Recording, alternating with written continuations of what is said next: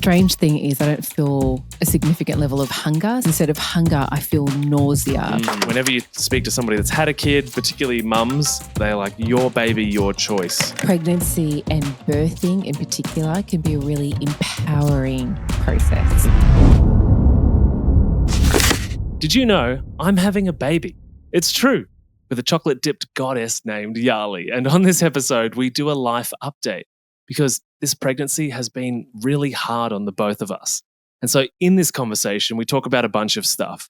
Yali's health situation, why we don't think the hospital system does right by pregnant and birthing mothers, which leads us into explaining why we chose to do a home birth. Bit controversial. We also do some unpacking about cultural challenges within our broader family dynamic and how some of this journey has actually healed some family trauma. Plus, my own fears about being a freaking terrible parent. And if you make it right to the end of the video, great news, you get to see the baby bump. So that's pretty cool. So without further ado, let's get into it. What's up, my healthy friends? Yali is the new introducer, conductor, person that brings us live on air to the podcast. This one's on behalf of Caramello. So as you know, it's my mission to coach 500 people to achieve real weight loss. And we do it without calorie counting, embarrassing weigh-ins, or a forbidden food list. And by real weight loss, I mean we go so much deeper than just burning body fat so that you can finally stop self-sabotaging and so you don't end up overweight again in just a few months' time. So if that sounds like what you're after, then the link to inquire about what we do or the caption is down in the caption below or the show notes below. So scroll down, click the link, come and say g'day, and we'll figure out if we can support you or not. So yeah, anyway, we're here for a pregnancy update because we've recently been going to a few different parties and gatherings and running into friends and people in our broader network, including clients that are like, oh, Yali, are you still so incredibly unwell and worried about you? And for anyone that's tuning in for the first time or didn't even know we were having a baby, we're having a baby. But go back after you finished here, or maybe start there. Episode 400, we announced to the world that we were having a baby. And there was a lot in that podcast episode, but because we're surrounded by so many amazing, caring humans that have been checking in and asking what's going on, we thought, oh, we really should do an update because thousands of people are obviously waiting, sitting on edge to understand what's going on in our lives. I know, but it was so sweet because I didn't realize how many people had listened to the podcast and that they had no updates since then and thought that I was still really, really sick. Because if you listen to episode 400, you'll know that I had hyperemesis gravidarum. I was in and out of hospital. I couldn't eat. I couldn't drink. It wasn't looking great. So I am much better now. Yay! Much to Maddie's relief. Yes. Oh my God. Yeah, well, I mean, that probably lasted 4 months. Yeah, about 4 months. And then there was probably another month of you sort of transitioning back to normality, whatever normality is for a pregnant person. It didn't change overnight. But oh, yes, I can drink water. I can eat. I'm eating meat again as well, which Maddie's really relieved about. Because, oh my God. Yeah, I honestly did not think that was going to be possible at the start of this journey when we had this amazing nutrition book and it talked about the diet and the nutritional needs of the baby. And I thought, there is no way even half of that food is going to get into my body in this state. So really, really nice to be able to enjoy food again. Yes. Yeah, I was, as we kind of touched on in the first episode 400, and a lot of people reached out and said that they were really, I guess, inspired or admiring us for how honest we were about our relationship challenges that came as a result of that situation. Because, yeah, me being the nutritionist and the guy that feels like he has all the answers to everybody's problems, otherwise this podcast wouldn't exist, it was a struggle for me to be able to not be able to provide all of the things that I could bring and provide in nutrition, and then, seeing you vomit everything up and then worry that everybody was dying and or going to die in childbirth and disabled children and all of the things that ran through my head. And it's been challenging to let go of that, even though things have been improving, which they have a lot, to the point that, as you said, you're eating meat. And for those listening who know that Yali had 8 years of vegetarianism, she's now been, for most of the last few months, in a situation where if she doesn't have protein or animal protein, she feels sick. So that's an interesting development. Yeah, which is wild because I've gotten better, and yet the strange thing is I don't feel a significant level of hunger. So I don't tend to eat because, oh my gosh, I'm ravenous and I'm pregnant and I have this baby, and it's more that I have to tell myself to eat. And we joked about how I was worried, am I eating enough? Is my belly growing enough? Am I gaining enough weight? And so the strange thing is, instead of hunger, I feel nausea, which is something I would have loved to have left behind with the hyperemesis gravidarum. But if it's too long between meals, I feel nauseous. And if it's a meal without enough protein, I feel nauseous. And so, yeah, having meat is really the only way I can overcome that. Yeah, which I'm fine with because I ate plenty of meat and, that's good. Yeah, this is the guy who eats steak for breakfast. Steak, mince, ground beef, whatever you want to call it. Yeah. I just cooked up 2 kilos of it yesterday. I love it.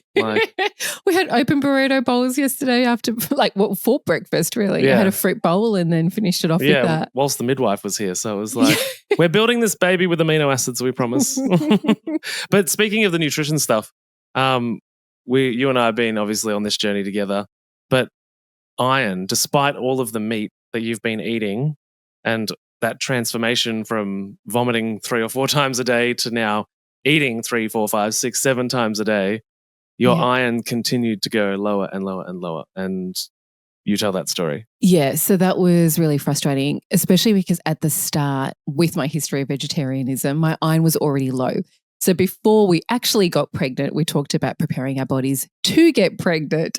And Maddie's like, I'm not controlling, but, would you ever consider eating meat again? Because that can be a risk or a factor in the attempt to get pregnant. So, it took me a while and I thought about it, and I was ready to actually go down that path and reintroduce meat into my life. But my iron was already low, and then we got pregnant straight away. So the idea of preparing our bodies kind of went out the window. This baby had other ideas. But when I got blood tests, because my iron was so low, what was really frustrating is every time we went to natural health practitioners and even the midwife at the hospital, the first thing they said when they looked at my bloods was that I needed an iron infusion. And, especially because I was pregnant at this point. And the midwife said, you need an iron infusion, but then quickly followed it up with, but the hospital won't give you one, because the hospital has 2 markers, one for ferritin, which is your iron stores, and one for hemoglobin, so the amount of iron that's actually in your blood. And both of those have to be below the marker for the normal range. And even though one of them was unbelievably low and the other one was only borderline normal, no one would give me an iron infusion. My doctor refused to give me one and kept talking about the risks and how, dangerous it could be, and staining and anaphylaxis, and, we don't want to put the baby at risk. And so we spent maybe 7 months trying to fight for me to get an infusion where no one would write the referral. And the only result was everyone had to wait for it to get worse and worse. And so it wasn't until it plummeted to seriously critical levels that the midwife went, yeah, we need to get you an iron infusion. And this, again, is the hospital system. Yeah. Which, every alternative or natural health practitioner we went to, it was the first thing they said, you need this support, you need these supplements, you need this infusion. And the medical system just wouldn't give it to me until it was ultimately very, very critical and dangerous for giving birth. And the thing that really infuriated me through this process, beyond wanting to fight to be seen as an individual, because the only rationale they would give me for not giving me the infusion was that, oh no, based on these levels, you can take supplements. And so because you can supplement, it's not a priority, even though they knew that I couldn't take the supplements because I threw everything up. Yeah. So one, I was never seen as an individual. It was just another statistic given the same routine response that everyone else received. And so I became invisible in that conversation because the fact that I couldn't take the supplements became really just not a factor. And then in addition to that, there was no separate statistic for a pregnant woman when the data shows that the levels of iron that you need to create another life and another blood supply and a heart is significantly more. And so I couldn't believe that I was being treated as though I wasn't pregnant and that my needs were greater. It was just, no, this is the line in the sand and we're not going to look at you or do anything about it until you meet our standards. Yeah, it's crazy to me that, a normal woman, and by normal, I mean a woman that's not pregnant, not having a child, and somebody like you just described, building a blood supply, building a heart, building an entire human being. How are those markers even remotely the same? Like the demand for iron is obviously significantly greater, which is simply, anecdotally proven by the fact that you went to eating meat multiple times a day and the numbers still went down. Yeah. Why? Because that's all going to the baby, plus your stores, right? It's not just sort of evaporating into thin air. I mean, there's argument for an absorption issue there, but it's just crazy. It's like, how can those, criteria be the same for an iron infusion? Yeah. Oh, and also this is in addition to Maddie spiking my food. Which we don't know if it happened or didn't happen. I don't know. Maybe it did. Maybe it didn't. Yeah, my vitamin D went up, but that wasn't a miracle. So can you just clarify what that is? Yeah. So because I couldn't take the supplements with the hyperemesis gravidarum and I felt deeply traumatized by all of the vomiting and the smells of the supplements, just the process of putting a supplement in my mouth was enough to make me vomit. Even it got to my gag reflex was so bad that it got to the point that I couldn't even brush my teeth. So there were many nights where I'd try and brush my teeth and then Maddie would hear me gagging and I'd try and keep it down, come to the bedroom, and then I'd have to go back because I would just throw up. And so I said, because I cannot take the supplements and my psychology was affected to the point that I'm like, I can't even get my head around it. The idea of me trying to take it is bad. The idea that putting it in food, I just can't handle it. Can you make things and spike my food? I'm like, can you just drug me without me knowing? Like, you have my you have my permission. And poor Maddie, because it's gone, I was thinking about this. I just didn't think it would be okay to do it without your permission because I didn't want to get in trouble. And I'm like, and there was no way for me to get around it because ideally I would have loved it if you did it without me having to say it. Because the problem was that every time you gave me something or the banana smoothies, part of me would go, oh, is there something in here? And then I'd start to worry. But no, it was great because I didn't even know how many things you got it into because then when my blood results came back and my vitamin D had gone up and you're like, oh yeah, that makes sense. Well, I'm like, but the thing for me and for those that have listened to episode 400, there'll be a bit more context that they understand. And if you haven't been there, check it out. By the way, if you want to see our beautiful faces, we're on YouTube. And we've also got Ollie here with us on the couch, who's adorable. But the thing I was going to say is the whole thing that I didn't want to get in trouble was because we'd been through a challenging time in our relationship with what was going on with all of that then, that I thought if you then discovered that I was sneaking in these things to your food and that you would be really angry. Yeah, fair enough. And it's a really tricky position to be in because it's, should I or shouldn't I spike my partner's food? And this isn't to drug her, but this is to give her the vitamins and minerals and nutrients that she needs so that she survives and the baby is healthy. So what the point was, even then, Maddie was trying to put iron supplements into my food.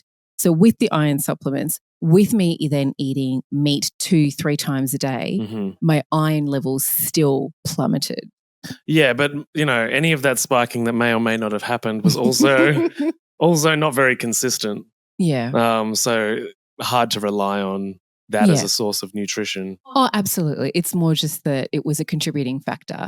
So yes, it might not have been consistent, but I was still eating meat. And even with any addition of the supplements, nothing was enough to actually get my iron levels stabilized.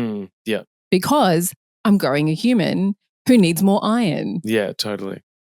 Yeah, but I guess now though, we had all 3 scans, in the early part, and for the most part, it seems like things are going well and you're healthy and all of the checks and all of the midwife stuff is amazing. And literally last night, we saw Caramello try to exit, not through the exit, Like, but the like coming out of the stomach, it was yeah. like your whole body, like your whole stomach contorted because it was like, we're going out this way.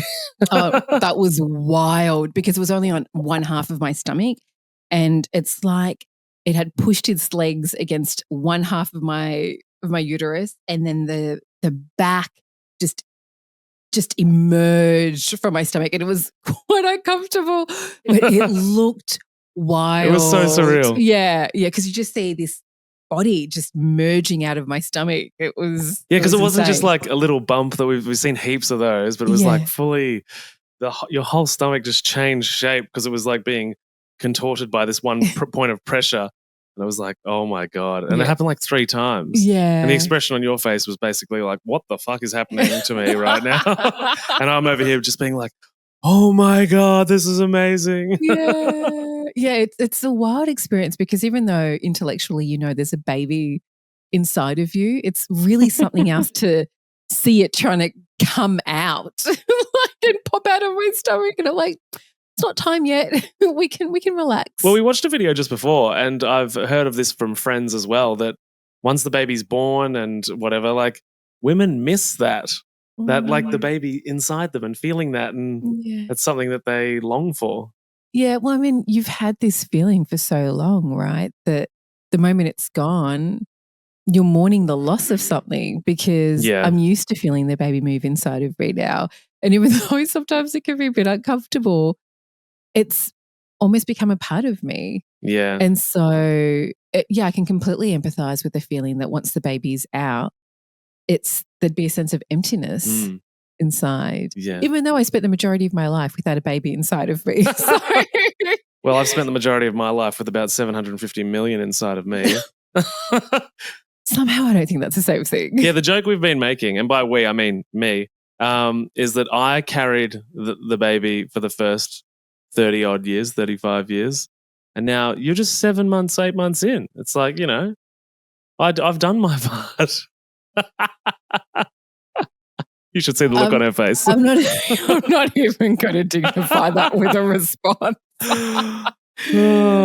Since we were here last, we had Christmas, we had New Year's, we moved house onto the absolute outskirts of Melbourne with the greenery and the snakes and the kangaroos. I sent a video actually to a few people that have been on this podcast, Danielle Dame and Danielle Hamilton, on a walk yesterday with Ollie, and showing that like kangaroos are just like on our normal walk, and they were like, "Oh my God!" They were so amazed because they're in Canada and the US. But I wonder if we can share a bit about like why we moved to a greener part of the world, even though we're still kind of Melbourne. It's like feels like we're not Melbourne. Yeah, well, this is wild for me particularly because for those of you that don't know, I was born in Paris. And so I'm a city girl. I love being close to the city. I love being connected to life and culture and art. And so I never imagined that I'd be anywhere further out from the inner city area. Were you going to say rural? Yeah. I thought I could tell. I'm like, come on, Eltham is not rural. No, it's not. And we're still quite connected. But you know, I always thought I want to be close to where things are happening. Yeah. Right. And for that to be really easily accessible. So it's amazing because, you know, I've got friends that live out this way, but I never ever considered that I would want to live out this way. And with having a family, there was a real desire to be somewhere where, you know, we're around trees, around nature. Maddie and I both prefer trees to the beach. That's what helps us feel grounded and connected and calm. You were at the beach yesterday, though. So yeah. We're not anti-beach. No. It's a balance between everything. But being around trees or the forest is definitely what makes me feel grounded. Same, my preference for sure. Yeah. So having that in my life just immediately gives me a sense of peace. And so we wanted cleaner air for both ourselves and our baby. And also because, you know, a lot of my life is going to be in the house for some time. And so I wanted a place where I felt calm and peaceful and would reduce the risk of me going stir crazy and like, I need to get out of here. There's, you know, I'm in a concrete jungle. So there were trees almost at every single know. window. I mean, It's apart so from this one. nice. But Yeah, it's funny because every time I'm on a Zoom call or a podcast and I say, we moved to Eltham because it's so green and we're in this office. By the way, the video that you may or may not be seeing, this is our home. And the only window for those listening that you can see out of here is just straight up bricks, red bricks. But I promise it's beautiful and green and there's canopies everywhere. The irony is that this is the only window that doesn't have a view of trees. Your other window is beautiful. But, you know, from our bedroom, it's just a canopy of trees. Oh, it's so nice. Which is amazing. And there's been quite a few times that we wake up and you'll say things like, I feel like we've gone away to a retreat or an Airbnb. Yeah. Airbnb. Feels so nice. Yeah. So that's just been amazing. Yeah. Well, partially for me, because I grew up in the countryside and, you know, was used to the greenery, but I always had big visions for my life. And in the sense that I always thought, you know, I wouldn't spend the rest of my life here, rather. And so through my 20s, as I was kind of going through my rebellion and figuring out who I was and all that kind of stuff, I was like, yeah, I'm a city guy. You know, I achieve stuff and I do shit and I'm busy. You know, that was like my identity. But the more that I understand cancer, working at the cancer hospital and all of the diseases and the health and wellness, the more that I've felt a call back to the trees. And especially now that we're making decisions for somebody that's not us. And particularly because that person is about to be 0 years old. So have the immune system of somebody of its age where all of those things are forming and developing.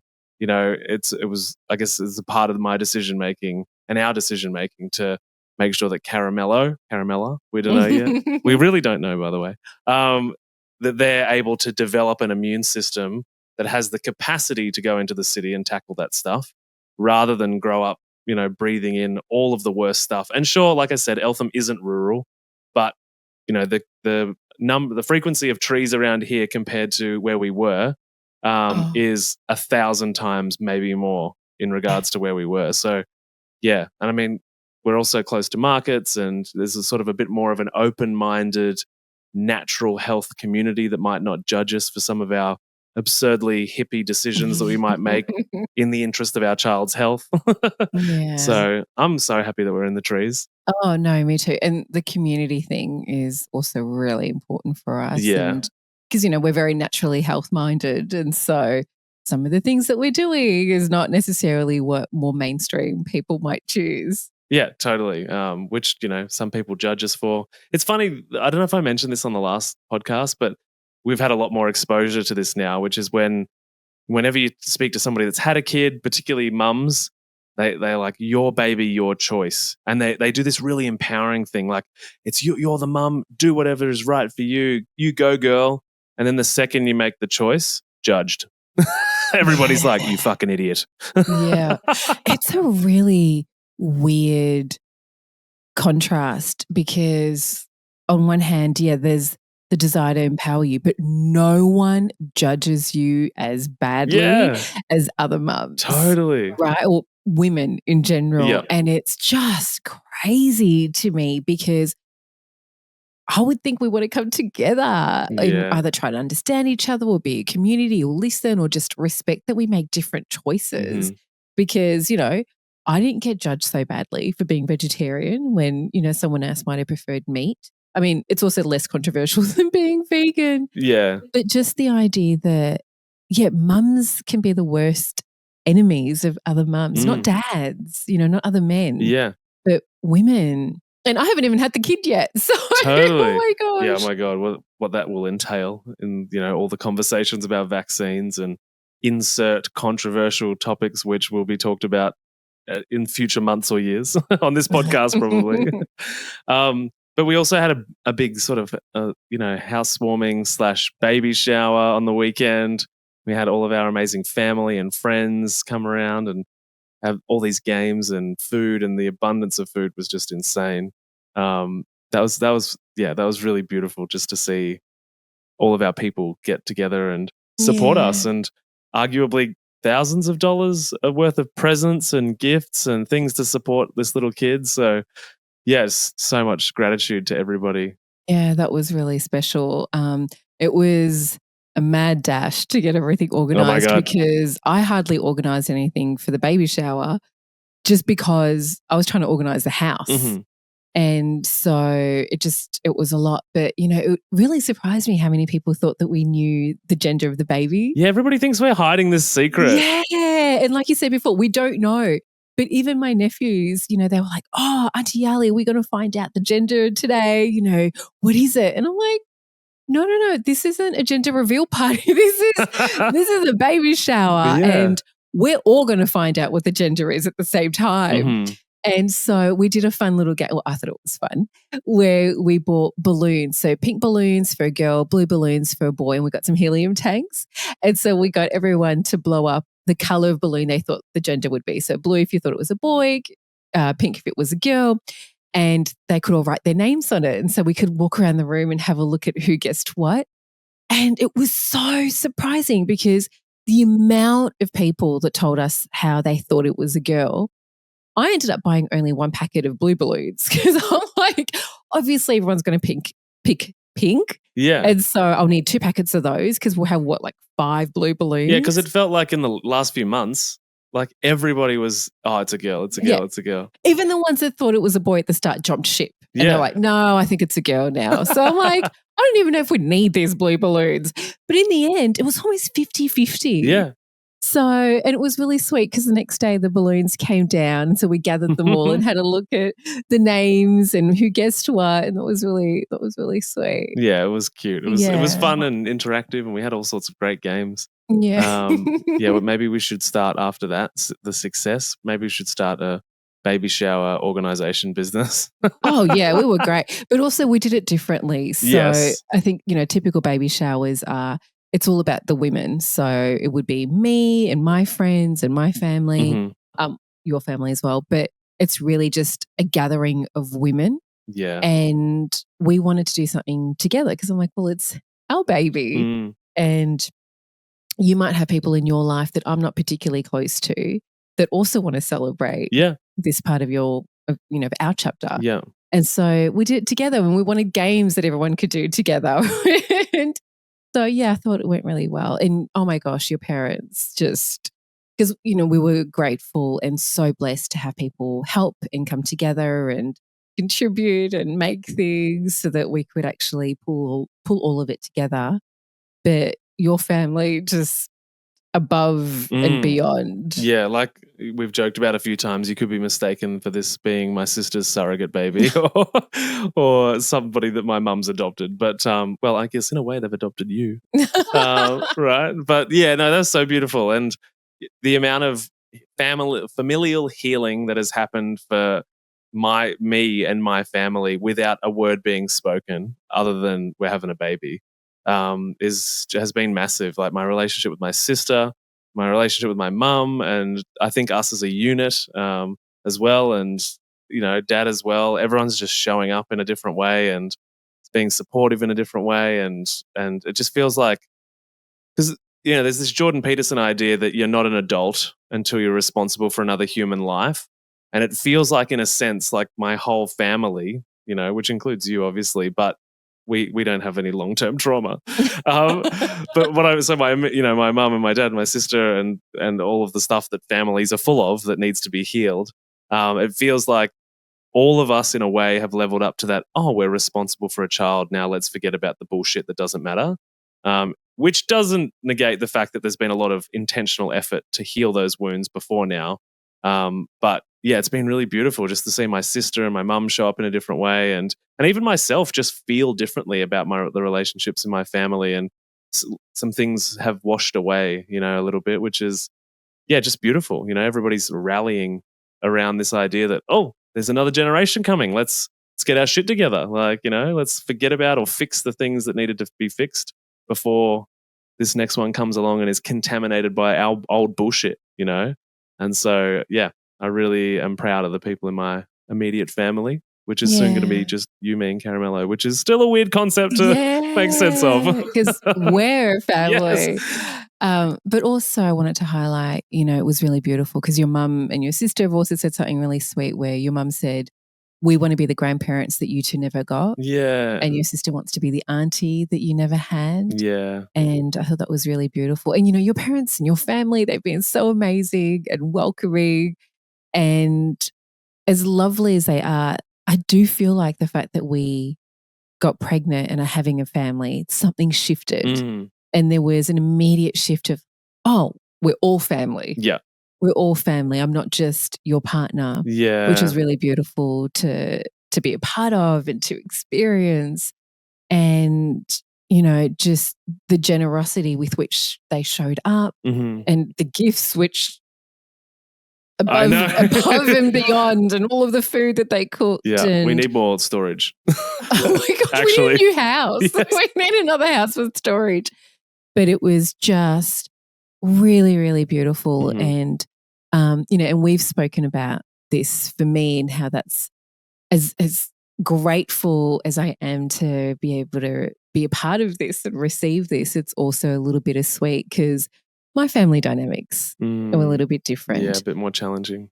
Yeah, and I'm grateful because I've got my brother and my sister. We're relatively close. And, yeah, they're great. And they're great support networks as well. But my relationship with my mum is a little different, and it's also a Sri Lankan culture where when you grow up as the child, you take care of your parents. Yeah. It's not the parents take care of you. Whereas I see how your parents check in and ask, and they remember things that are going on in your life, and they'll follow up and they want to rally around and support you, support Megan.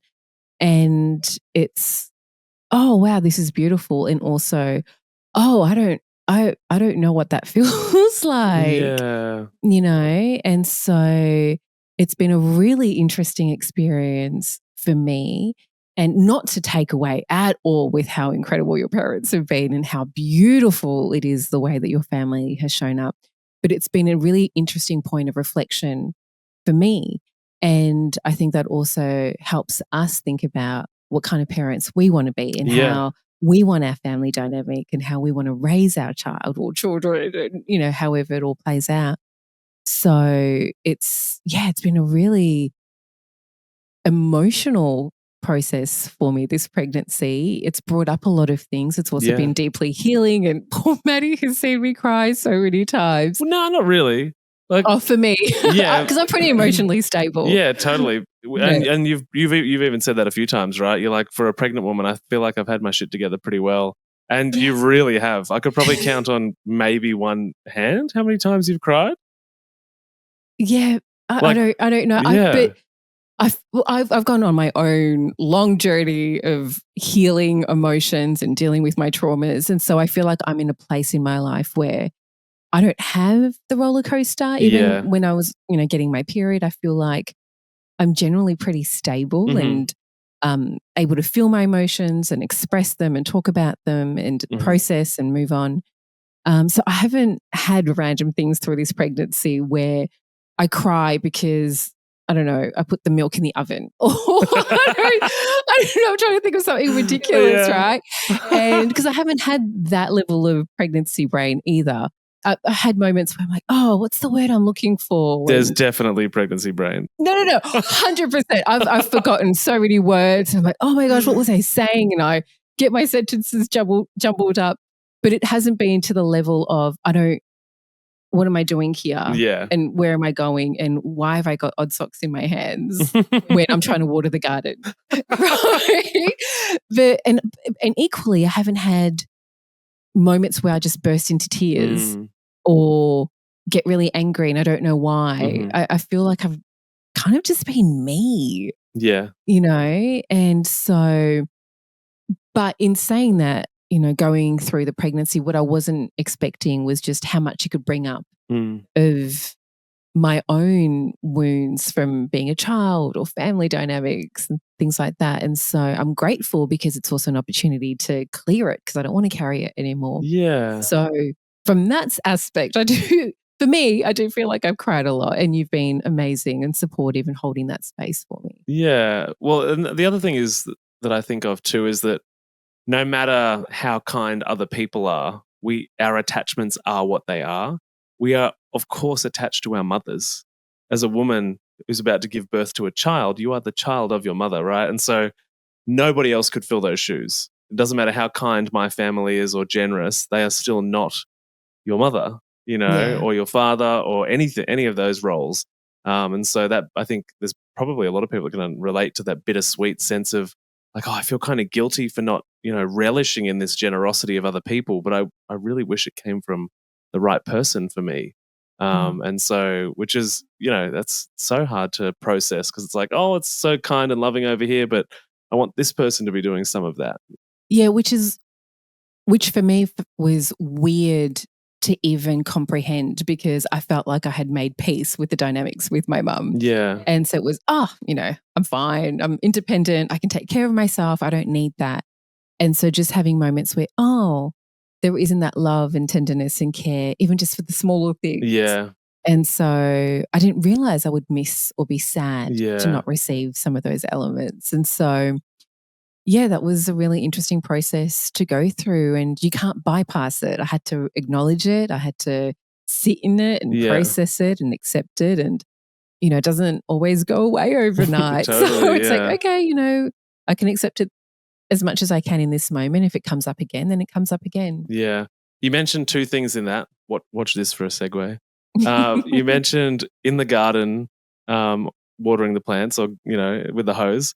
And you also mentioned something in there about sort of being lost with odd socks and being confused. But what that reminded me is one, today when I was in the backyard, a pipe burst. And so we need to fix that. But that's my segue into waters breaking. Because I witnessed waters break today that weren't Yarlies. And Where? we'll figure that out. I'll show you. Anyway, but the point is we have decided to have a home birth. Speaking of waters breaking. Wow, that is a segue. Oh my God. Can you tell he's a podcast host? Ladies and gentlemen. Yeah, and so many people, friends, intelligent friends, scientific friends, people have expressed concerns / delivered judgment about our decision to have a home birth. And which all comes from love because they want concerned. the best outcomes. Yeah. They don't want us to make poor decisions that put anybody at risk. But why did we want to do a home birth? You first. Thanks.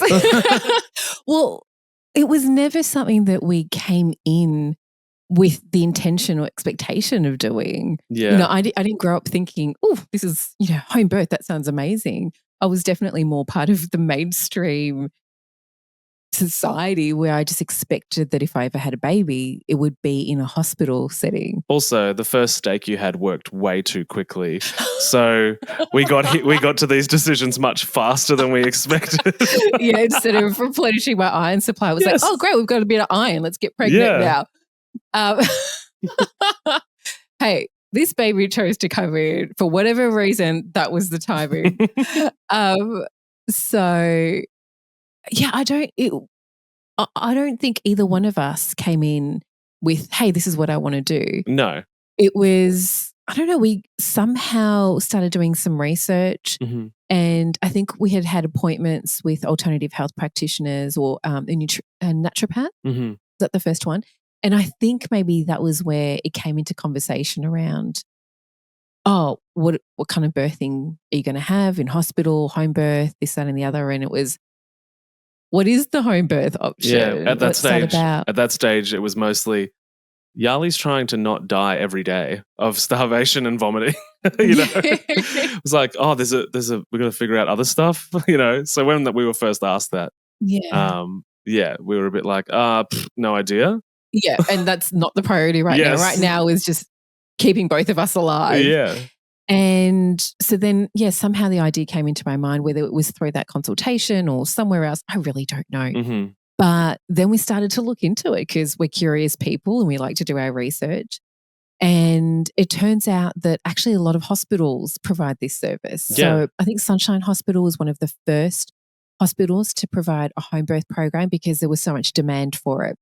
And that's gone so well that a lot of the other major hospitals like Royal Women's Hospital, Mercy Hospital, I think Mercy Hospital, there's quite a few hospitals that are now creating their own home birthing program because there's a real demand for it. And what was really interesting is when we inquired with Sunshine Hospital, they actually gave us statistics on the birthing outcomes.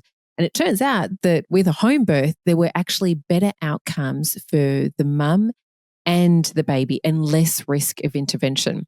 Now, in terms of doing a home birth, I'm not talking about free birthing. Yes. Free birthing Yes. being where it would just be Maddie and I at home by ourselves and That's it. hey, let's just hope that everything goes okay. Yeah. And then rely on calling the ambulance if something goes wrong. That's not what we're doing. No, We're not doing a free birth. And we're also not judging people that do it, because the midwives that we are currently working with are surrounded by people and or have free birthed themselves, So not judging that, but understand why people would judge that. Yeah. And also a lot of the people they know that have home birthed were midwives themselves. Correct. So it's a bit more, they knew what to look out for. A bit more qualified. Or it was, that had multiple births and therefore they knew the process and their babies just pop out. Mm-hmm. For whatever reason, if that's what someone chooses, that's what someone chooses. Yeah, totally. For you and I, that's not what we wanted, because we wanted to make sure we had all the right protocols and safety mechanisms in place. So we wanted a home birth, which means 2 midwives come to your home. And if it's through the hospital system, they're midwives from the hospital that have been monitoring you through the process. They'll come to your home when you're deep in labor, and they have a bunch of criteria for which it continues to be safe to home birth. And if any of those criteria aren't met, then the agreement is that you have to be transferred into the hospital system. Yeah. And so you have to have ambulance cover and a whole bunch of things to make sure that, and you have to be a certain distance from the hospital so that they can ensure that if anything goes wrong, that you can get into the hospital, they can have the theatre prepped and ready for you by the time that you get there. And and so you can either go through the hospital system, which we couldn't get because it's so popular and there's such a big wait list that we didn't make it on the register. And so we chose to go privately, which is a very expensive path to go down. It is not cheap at all. It would be much, much cheaper to go to hospital. But that's the option that felt right for us and felt good for me. And even just having had the contrast of an experience with the hospital system versus these private midwives, I mean, the experience couldn't be more different, yeah, totally. right? So with the hospital system, every time I had a midwife appointment, I felt like cattle going in. And it's just, okay, right, yep, no, sit on the bed. No, don't lie down. Yes, we're going to take your blood pressure. No, now lie down. Yep, we're going to check this. Get on the seat. And then they'll just sit there staring at their screen, ticking boxes, marking things, writing some notes. And I'm kind of like, oh, do I speak? Do I say Do anything? I need to be here for this? Yeah. Do we leave? Is this over? And then at the very end, it's, okay, do you have any questions? And it's, am I allowed to ask questions? It's really the experience of being spoken to. Yeah. Right? And I'm just being told what to do. I'm being told what to expect. I'm being told what their processes are. Whereas with the private midwives that we've gone with, oh my gosh, it's through this entire journey, it's one of the very few times that I felt like I was treated like a human being. I spoke on the last podcast about how even with the GP, who well-meaning and lovely as she is, there was no human emotional aspect on how I'm going or my experience. I broke down in tears in one of our visits because it was just everything was just too much for me. Which was wild to me. I don't know if I mentioned this on that podcast, but 1, she was a woman, and 2, she was Sri Lankan. So you would think that there'd be some level of likeness and empathy for, I don't know. I think with the medical system, everyone is time pressured. Yes, they're victim to the system that they're working in. So it's like you've got 5-10 minutes with them, you've just got to charge through. And with private midwives, you actually are paying for their time. Yeah, very different. And so and even with the naturopath, right? So they have the space to give better duty of care and be present with you.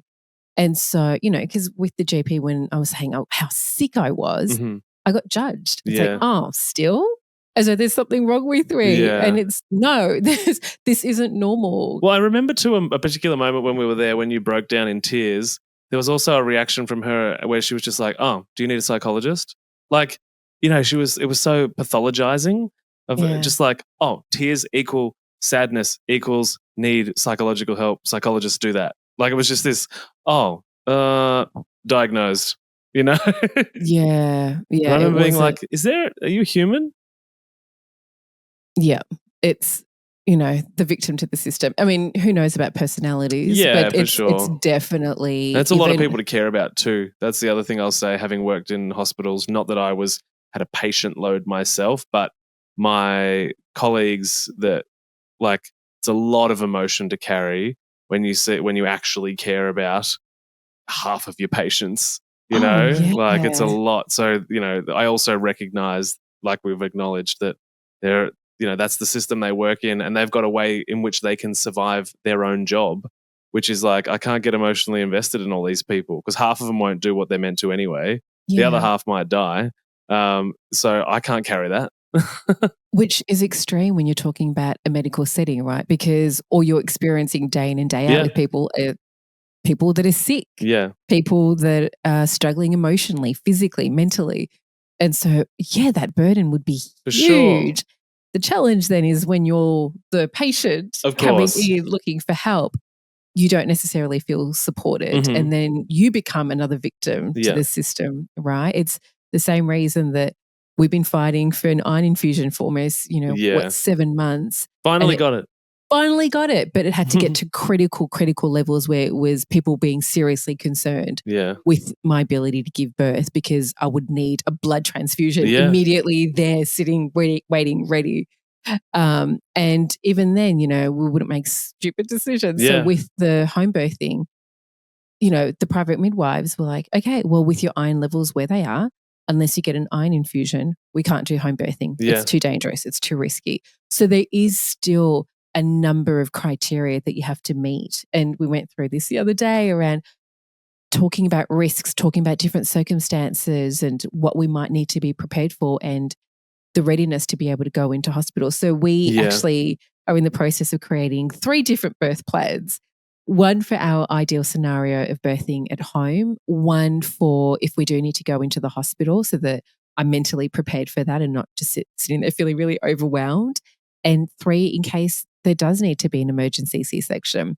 So we're covering all of our bases and just hoping for the birth that we would most desire. Yeah, absolutely. And I think to go back to that, I guess the starting point of this part of the conversation with why we chose home birth, I know that I often have this running joke that I thought all my partners in the future would have to be naturopaths or nutritionists because I was like, oh, health is so important to me. Understanding the level of corruption in the health system is important. And, there's over 400 episodes kind of about that. But so I don't need to go into it Yeah. now. But the point is that I've always wasn't necessarily in my conscious thought because we were beginning a process of getting healthy to create a baby, not steak equals baby now. And so I hadn't thought much about it, but the second it came up, I was like, oh, I want to do a home birth, and that's because I understand enough about how hospitals work, and have had chapters of my life where I've been exposed to neonatal care and sort of midwifery and stuff like that for a significant portion of my life, to the point that I really understood, how many things are not ideal in that hospital setting, which is exactly why I left my job, right? Because so much of it is not ideal. And I understand, as we've acknowledged, there's system limitations, there's personnel limitations, there's funding limitations, but Insurance limitations. yeah, that too. Yeah, we found out about that one yesterday. But it's also a system that's been, sadly, hospitals are businesses that are designed to make money, and nobody yet, maybe RFK will be the beginning of changing this, until governments see developing healthy humans as a profitable thing to go after, where you have to be informed. And so I was so happy, even when we initially met, to find out how many things we're on the same page about, and that you were open to doing all of this stuff, because I always thought the greatest war of my life would be if I don't have a baby with somebody that, like is on the same page health-wise. And so, there's just the statistics that, to me, are overwhelmingly beneficial to do them at home. And so, yeah, obviously, like you said, we're going to go to the hospital if we need it. It's like 6.8 kilometers away. Like we're going to be fine. We're not hippies. We're not idiots. The irony is the people you think are hippies have probably done more research than you. That's why they've made these outlandish decisions. So, I mean, we've had appointments with midwives like Rhea Dempsey, yeah, who's known around the world. Yeah, people right? like people were shocked that we got a one-on-one with her. Yeah, but we've gone to real experts before making this decision. And what's interesting is the moment you do your research, the moment you speak to experts, the information and advice that you get is so different to what you see in the mainstream. Completely. And so we've done a lot of research and spoken to a lot of experts before we were like, yep, before we felt truly comfortable and confident. And so anyway, you and I, suffice to say, we go down a lot of rabbit holes, but those rabbit holes comes with an incredible amount of research. Yeah, and difficult decisions too, because even though sometimes it's obvious once you look at the numbers and the data and the thousands of anecdotes about all sorts of health topics, there's still this part of me that I'm like, oh, I'm a scientist. I worked in hospitals. I was raised by a nurse. And there's still always this voice in the back of my head that's like, are you being an idiot?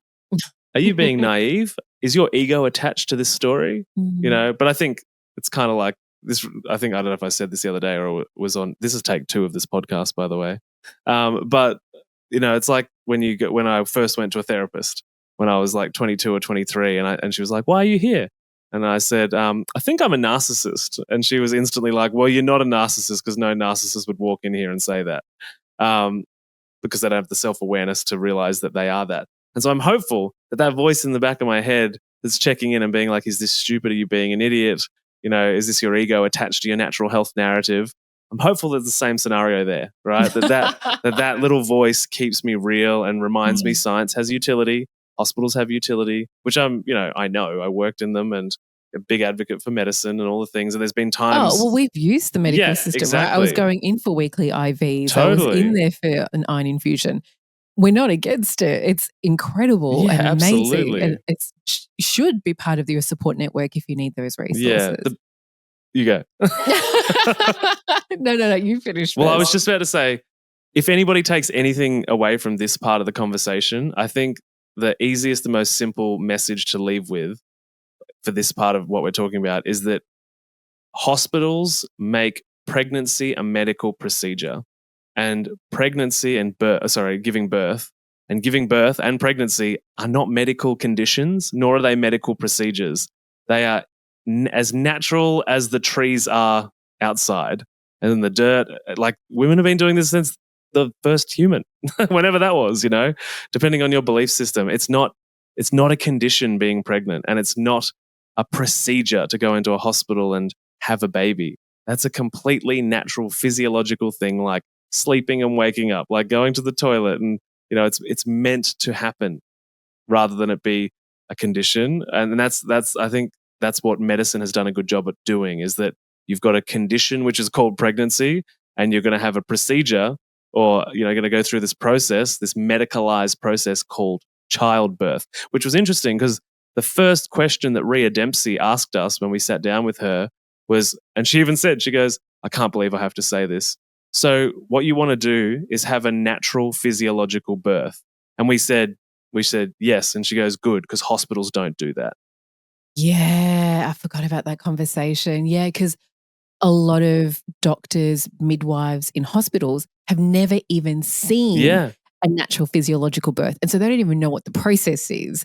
They only know what they've been trained in, which is management and control, and telling women what to do, when to push. So women have no connection or empowerment within their body. Yeah.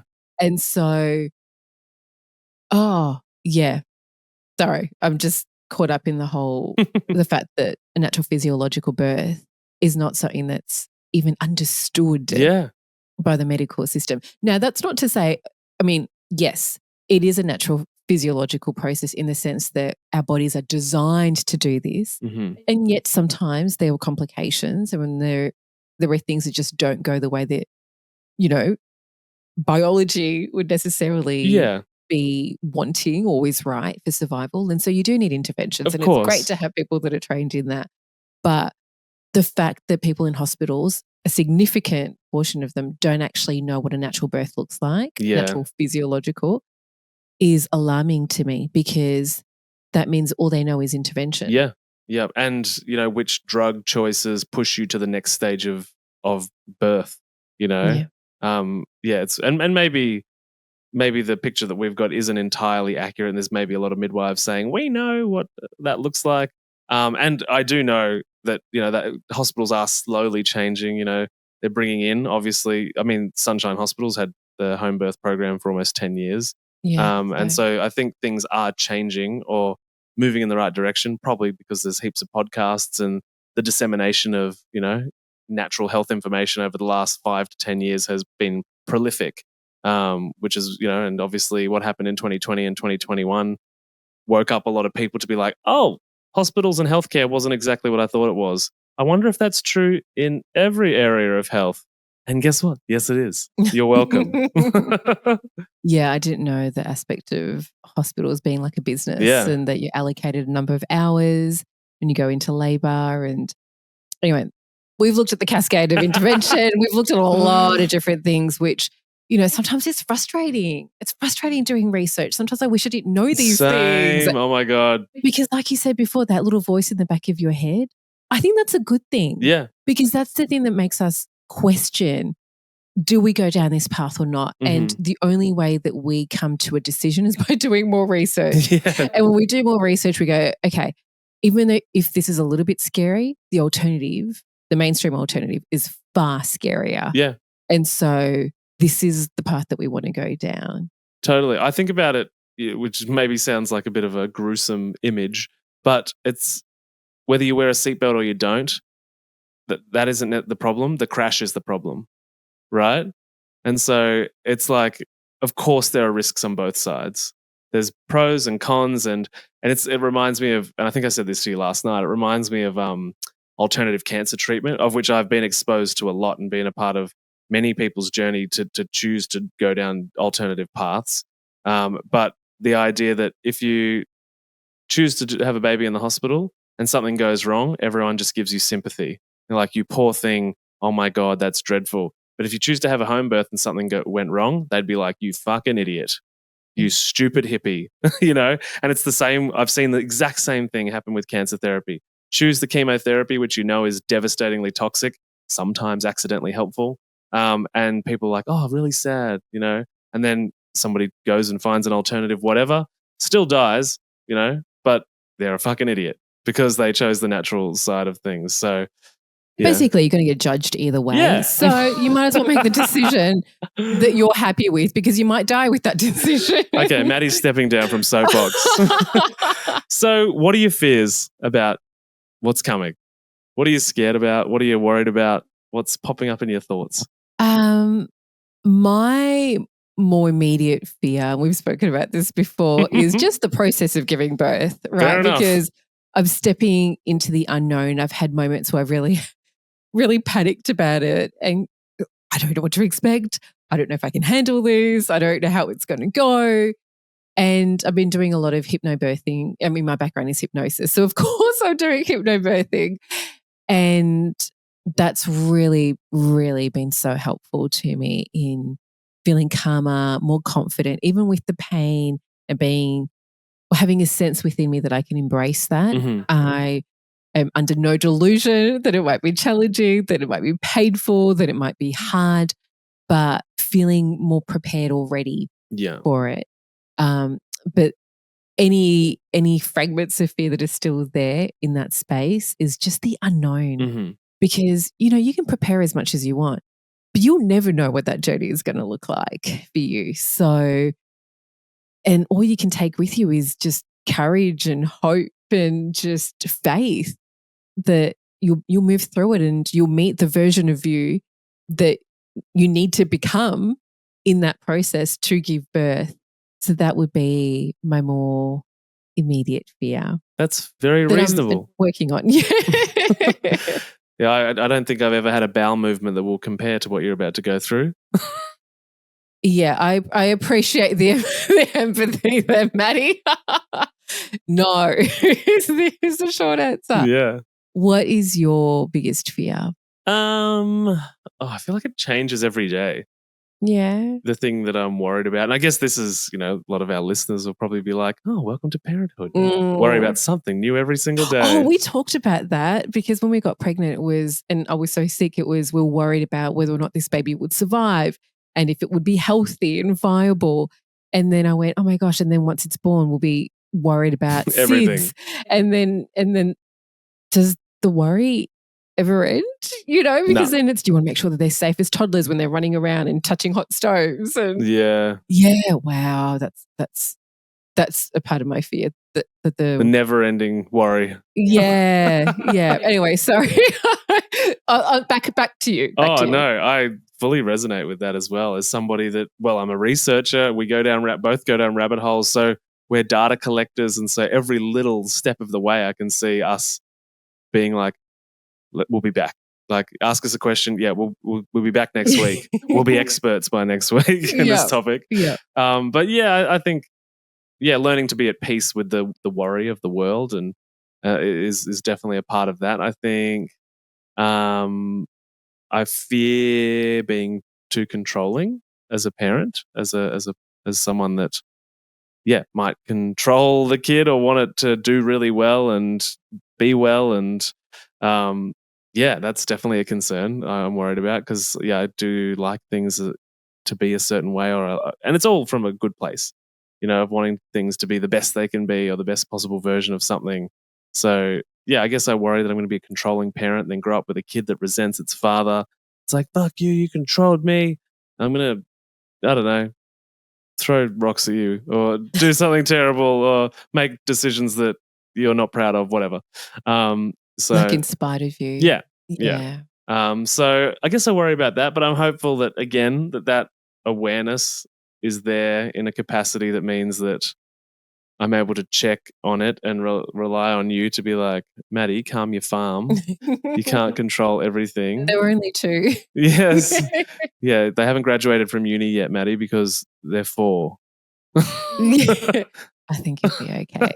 And also, what you mentioned is you have a level of self-awareness, right? And also we've had, some people know there's been a lot of challenges through this relationship with the challenges that came with this pregnancy. Yeah. But I think the great thing with us is, despite the challenges and however hard the conversations might be, we're both very honest. Sometimes too honest. But we're both very honest, Yeah. and we both say the hard things, which means we put it all on the table, and then we own up to it, we acknowledge it, and then we look to find a solution. Yeah. And so, whether that's hard for you, whether that's hard for me, it also requires us to grow, and the willingness to grow and the willingness to work on our stuff, which is not going to end with this baby, I think is the saving grace. Yeah. Yeah, it's going to be a wild ride. And I think, as you said before, in regards to birthing, you'll meet the person that you need to be once that moment arrives, and so I hope the same thing.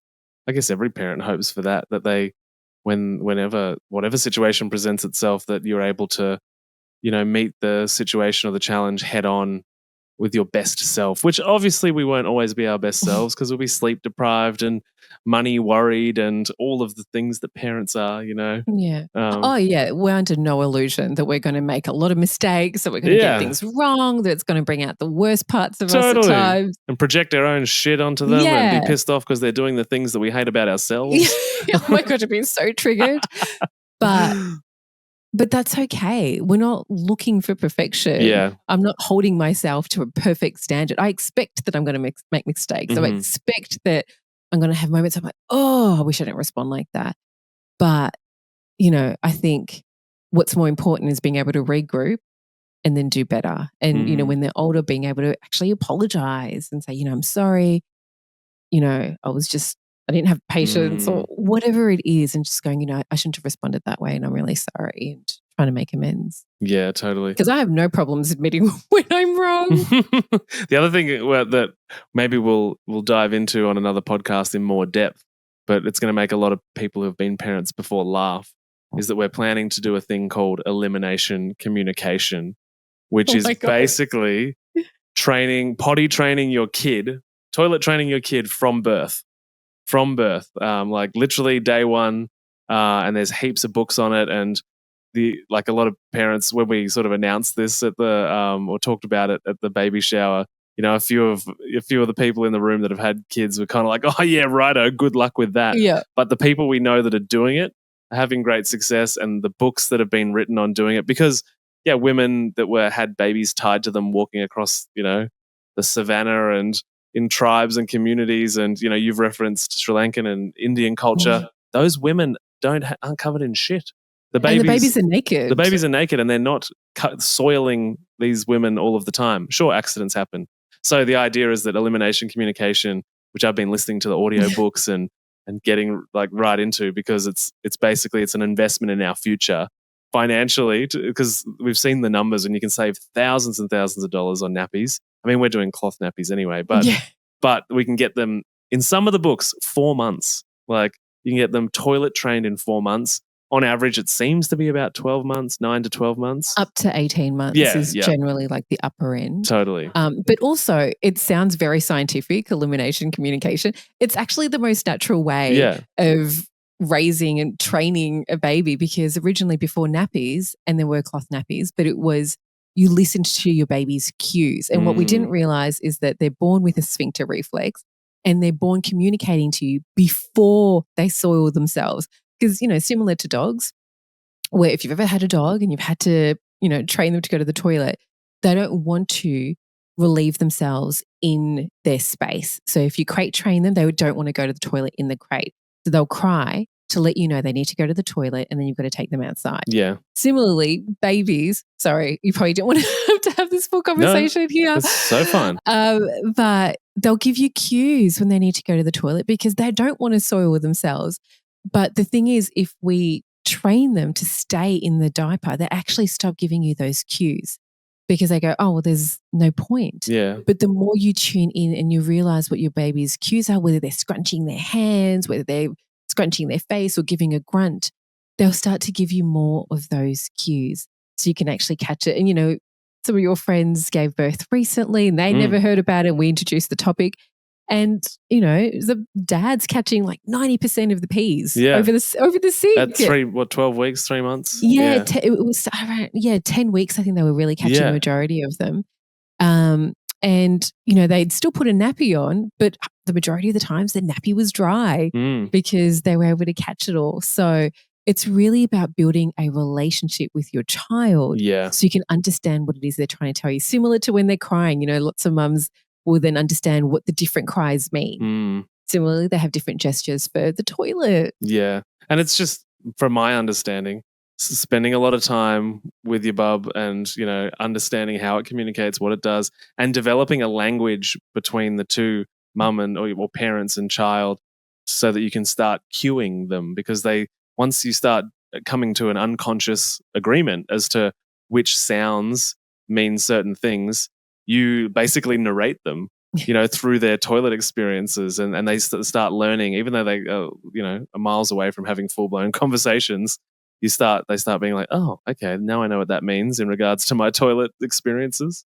Yeah, well, it's similar to how a lot of parents are now using sign language to communicate with their kids before they actually are able to verbally communicate. And so it's like, signs for more food, or hungry or thirsty, because once they learn to create the association, they'll tell you. And so anyway, listen, this is the idea. Cloth nappies, elimination communication. Some people think we're crazy. Some people think that, oh, you say that now, but you just wait until this baby's here. Fast forward 6 months, Maddie and Yali do a podcast. We've invested in Huggies. And we're like, we haven't caught any shits at all. It depends on, how exhausted we are. I mean, we're aware there are so many factors. But we're going to try, is the point.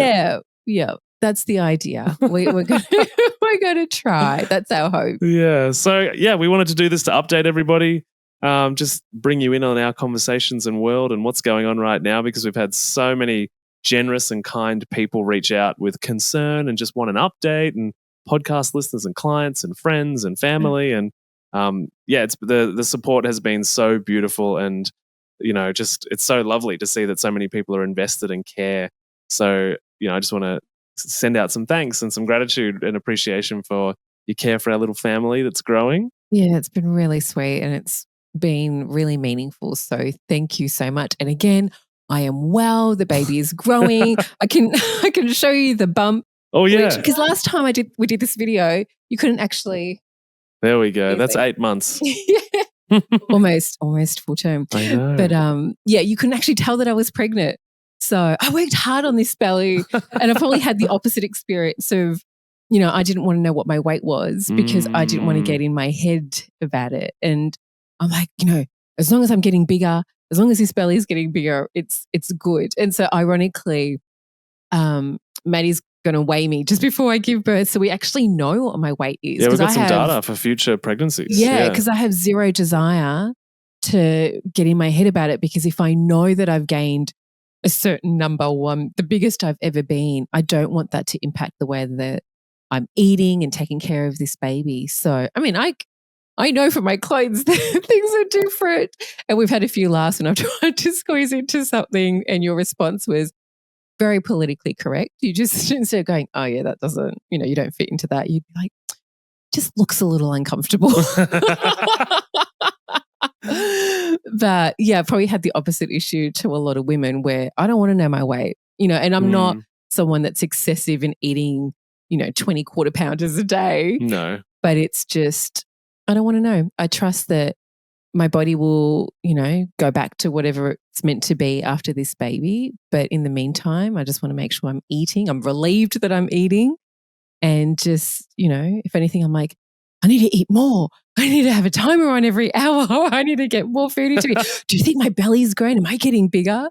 So, yeah, that's been my checklist. Yeah, I think you're very much in good company of people that don't want to see the number on the scales. Like, that's literally why we say we don't count calories. We don't get people to stand on scales, So, there's a lot of people that feel emotionally affected by that number, irrelevant of their state of health or life situation, So, and the other thing that I just wanted to say, since we've just, for anybody who's not on the video, Yali just showed us on YouTube her belly, is that I'm very proud that we've gotten Yali onto using beef tallow to nurture her belly, which is going to prevent stretch marks and just, look after the skin that's undergoing so much transformation right now. Which, oh my gosh, because I'm always into natural products and I tend to use coconut oil for my face and my body. And I love this. Like, you really should try beef tallow. This thing is amazing. And meanwhile, in truth though, I did not like the smell. I thought it was so bad. And even when you cook with it, like, oh, this is terrible. Yeah, this is why the joke evolved that because I use beef tallow on my face a lot, the steak face. Yeah, but he'd come to bed and I'm like, you've got tallow on your face, don't you? He was like, I'm just trying to look young. Oh, yes, I don't want wrinkles. I want to look youthful. But the compromise has been that we found some incredible whipped tallow that's mixed with essential oils that smell divine. Mm-hmm. And in truth, I have never felt my skin feel so deeply moisturized with all the natural things that I do. And people comment on how soft my skin is with it. This is next level. So, yeah, it's been incredible. It's definitely been better than anything else you could buy, and also cheaper, I think, than a lot of products out there. Yeah, but I feel like the health trend is kicking off. Like, anyone that's in the health space has probably known about it for years, and social media is just in the last year or two really kicking off. So we should stockpile it before it triples in price. You should get an association and have a link to give people a discount. Yeah, I really should do that. Because, it's incredible. And there's a lot of different brands out there, and you've got to be wary of which essential oils are in there, because anything with citrus in there, you don't want to go out in the sunlight because UV and sunburn. But yeah, Thank you. No worries. I'm embracing the beef tallow era with it being whipped and full of essential oils. That definitely appeals to my senses. And I guess a lot of people know where I am on social media, and for those that don't know, we're now the Real Weight Loss Coach on Instagram. So I'm appearing back there after 4 or 5 year hiatus from Instagram. But if you're thinking, Yali is so awesome and I want to see more of Yali, where can everybody find you on the internet? Well, fortunately, I've got a short name that rolls off the tongue. Uh-oh. Get your notepad out. So it's Yalini_Nirmala Raja. Maddie will put that in the show notes because I don't expect anyone to remember that. But yes, so that's how people can connect with me on social media, and I'll share photos and updates as we go along. And yeah, see more of our story. Yeah, amazing. And it feels weird to end this without asking this question, but what is one piece of health information you wish more people knew about? One piece of health information that I wish more people knew about? Yeah. I'm going to say this is going to be around pregnancy because that's been a big part of this conversation.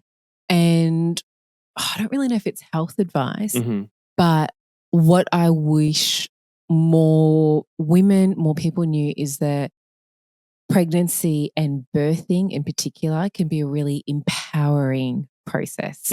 And I don't think you get that message in the mainstream medical system, I think, especially with everything we're exposed to in Hollywood and what we see in shows and movies. It's scary. You know, the water breaks, panic, get rushed to the hospital. Women are screaming.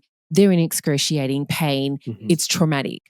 And what I've learned through this process, which I never imagined because I never knew there was an alternative, is that, Ollie's like, I've had enough.